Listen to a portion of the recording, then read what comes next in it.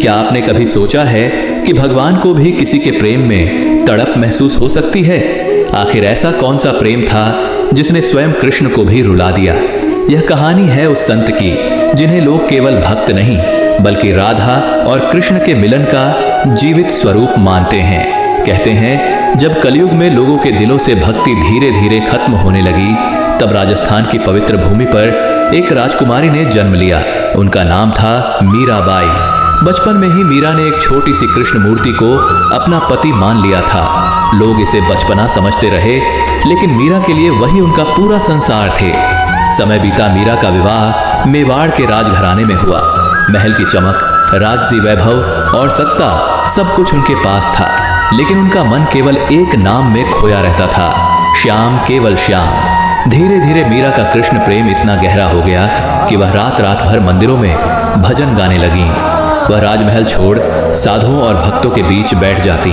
कहा जाता है कि यह बात राजघराने को पसंद नहीं आई। उन्हें रोकने की बहुत कोशिश हुई, यहाँ तक कि उन्हें विष का प्याला भी दिया गया। लेकिन जैसे ही मीरा ने उसे कृष्ण का प्रसाद समझकर पिया, वह विष अमृत बन गया। कभी उन्हें सांप भेजा गया, लेकिन भक्तों का विश्वास है कि वह सांप भी कृष्ण की माला बन गया।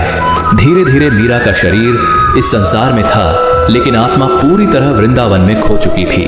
वह गलियों में घूम घूम कर गाती थी, मेरे तो गिरधर गोपाल, दूसरों न कोई कहते। एक दिन मीरा द्वारका के मंदिर में कृष्ण के सामने भजन गा रही थी। उनकी आंखों से आंसू बह रहे थे और वह बार बार केवल एक बात कह रही थी, प्रभु अब मुझे अपने से अलग मत रखो।